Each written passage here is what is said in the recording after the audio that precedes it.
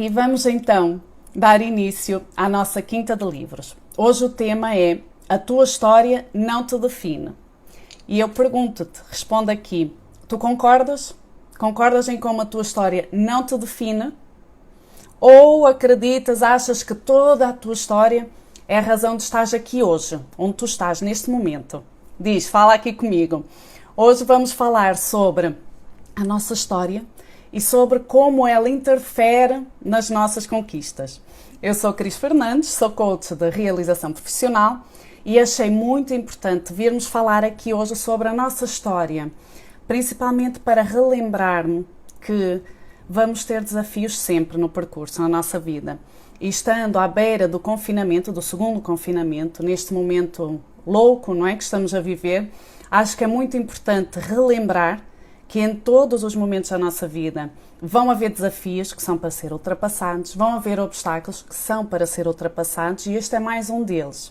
E o que fica no fim é a forma como nós lidamos com isto, certo? Então quero saber aqui se tu concordas ou não, se a tua história te define ou nem por isso, tá bom?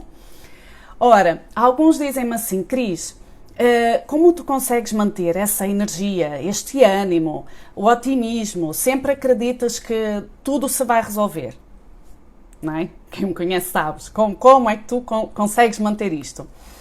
E outros dizem assim, bom, é fácil, assim, é fácil, se eu tivesse tudo o que ela tem, e a verdade é que eu tenho tudo, eu tenho saúde, tenho um super maridão, tenho o apoio da família, tenho amigos que são como família, eu não me posso queixar. Mas então dizem-me assim, pois, agora se tu tivesses passado por aquilo que eu passei, se tu estivesses na minha situação, e então eu decidi trazer aqui a história daquilo que eu passei para chegar hoje a coach de realização profissional. Vamos lá? É claro que não posso começar nenhuma história sem começar pela história da minha família. Eu tive a sorte, o privilégio de nascer numa família com uma cultura africana muito enraizada. Os meus pais viveram em Angola, o meu irmão nasceu em Luanda e depois foram para o Brasil, onde nasci eu e a minha irmã. A minha irmã é mais velha, vou já dizer, portanto, nasceu ela e nasceu eu. Ela pode até dizer que não, e diz muitas vezes, mas eu sou a caçula, ok? Então, com esta bagagem africana, brasileira, aos 10 anos fui para a Espanha. Até perdi aqui um bocado, fui para a Espanha. Tivemos 2 anos em Barcelona, em Tarragona, e depois viemos parar a Portugal. Já fiz aqui o liceu e a universidade. E é aqui que a história começa a ficar interessante, porque é assim, eu deste pequeno percurso, que é gigante em anos, nesta transição, na parte da bagagem multicultural que eu tenho, que carrego, que vivi, que experienciei desde muito nova, é espetacular. E eu podia falar, no entanto, enquanto história, de todas as dificuldades e desafios que isso ocorreu. Porque nós estamos a falar de há 30 anos atrás, onde na altura, por exemplo, não havia mercado de arrendamento, não se sabia o que era isto. E se hoje em dia nos pedem uma renda e uma caução, certo? Portanto, temos que juntar 2 valores e isso pesa no nosso orçamento. Imagine há 30 anos atrás, quando nos pediram 6 meses adiantado. Porquê? Porque era uma família, não havia viagens, não havia esta circulação, não se viajava de avião. Para uma família que ninguém conhecia nada, de nenhum lado nenhum, não havia fiadores, portanto eu podia falar do impacto que isto teve no orçamento familiar, das dificuldades e dos desafios que tivemos de enfrentar, da questão de eu sentar numa mesa e não perceber o que diziam à minha volta, não é? Eu queria comunicar, nem eles entendiam o que eu dizia, nem eu entendia o que eles diziam. Posso falar da falta, da escassez que houve, mas na verdade não é isso que eu trago comigo. Foram tempos muito felizes e ricos em muitas outras coisas e é isso que eu trago comigo. E portanto, depois disto, virando, porque não é sobre isso que eu quero falar, é sobre a outra parte da história que eu carrego comigo. Chegando à universidade, eu licenciei-me em Engenharia e Gestão Industrial. Eu sempre adorei a parte da otimização, da gestão organização. Aliás, o meu estágio foi na área da qualidade, melhoria contínua. Eu sempre adorei isto. E quando terminei a licenciatura, fui para a Espanha. Regressei, fui para a Espanha e fui trabalhar. E depois daqueles inícios de empregos ou trabalhitos, que vamos arranjando e ganhando experiência, eu fui recrutada pela multinacional número 1, a Danfoss, na área da refrigeração. E aos meus 26 anos estava na seguinte situação. Tinha isenção de horário, tinha carro, telemóvel, viajava por toda a Península Ibérica, ficava em hotéis, portanto tinha tudo, tinha namorado, tinha casa, tinha tudo. Eu fiz o percurso inteiro, aquilo que devia ser feito, não é? Estudei, arranjei um bom emprego, tinha casa, futuro marido, tinha tudo. E a sensação que eu tinha era que eu não tinha nada. A sensação era de vazio. Alguém se identifica com isto? E então eu consigo entender quando de fora aparentemente a pessoa tem tudo e não consegue sentir isto e não consegue ver isto, tá? O que é que aconteceu a seguir? Tem aqui a acusarem-se que se identificam com isto. Eu não sei se já viste, Jenna, o filme The Runaway Bride, da Julia Roberts. Ora bem, eu quando cheguei neste ponto em que tinha tudo e sentia que não tinha nada, o que é que eu fiz? Eu larguei tudo. Larguei o emprego, larguei o namorado, larguei casa, voltei à estaca zero. Voltei para Portugal e voltei à estaca zero. E o que estão aqui a dizer com a mãozinha, identificam-se. E o que é que acontece quando nós supostamente temos tudo e sentimos o vazio? Realmente nós estamos preenchidos, não estamos realizados. Eu larguei tudo, voltei à estaca zero. E porquê é que eu falei no filme da Julia Roberts, do Runaway Bride? Porque, na verdade, nós temos de nos conhecer.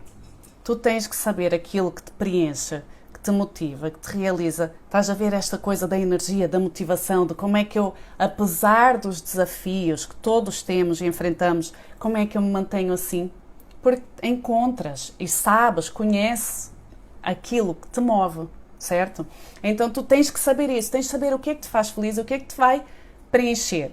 Neste processo de autoconhecimento, eu encontrei o coaching e é nele, e é ser coach que me realiza e que preenche e cumpre a minha missão, que é ajudar as pessoas a terem esta energia, a encontrarem esta fonte inesgotável de energia, de otimismo, de ânimo, e ajudo-te a enfrentar o teu mundo e muitas vezes a ti próprio.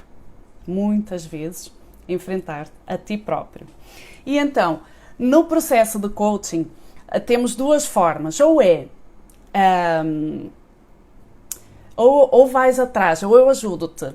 Tens os teus objetivos claros e vamos atrás de os conquistar, traçamos os passos concretos para os alcançar, ou ajudo-te a encontrar exatamente os teus objetivos. Esta parte, o que te realiza, o que te faz feliz, o que te motiva, certo? E então, porquê coach? Ainda estou aqui a contar a minha história do porquê coach de realização profissional. Porque nós temos que nos ocupar com alguma coisa, certo? Na vida. Nós temos, o que é que nos faz mexer? É termos objetivos, algo conquistar. Vocês já repararam? Cristiano Ronaldo, o nosso melhor exemplo, ele não deixa de jogar futebol por ter os milhões que tem. Ele faz aquilo porque é ele, faz parte dele. Mesmo as pessoas mais ricas do mundo, de repente não deixam de fazer nada, ficam de papo para o ar só porque têm dinheiro. Não é isso que faz dizer, olha, eu vou atingir este ponto e acabou, não vou fazer mais nada na vida. Temos de ter um objetivo. E por eu ter passado por essa experiência, da necessidade de me realizar e fazer algo, encontrar um objetivo na vida, fui para coach de realização profissional. A questão que eu faço para ti agora é a seguinte: se não tivesses problemas financeiros, essa situação ideal de milhões e milhões, imagina-te neste caso em que não tens contas para pagar, não precisas te preocupar com isto, certo? O que gostarias de fazer? Tu consegues me responder? O que te move, não é? Tu acordas, não tens de te preocupar com contas. Acordas e o que vais fazer nesse dia? Nós não estamos aqui para pagar contas. Nós não estamos aqui para isso. E quanto mais tempo ficares nesta situação, mais te acomodas a ela. E o que acontece a seguir é que tu vais buscar a história de tudo o que te aconteceu para justificar o estado atual. Quantos casos nós conhecemos de pessoas que, apesar das situações adversas, apesar da sua história, superaram-se e conseguiram lá chegar e conseguiram superar todas as expectativas. Quantas histórias nós conhecemos assim? Apesar da situação adversa, apesar da história. Nós só vamos buscar a nossa história quando o resultado não está a ser o mais favorável, aquele que nós queremos.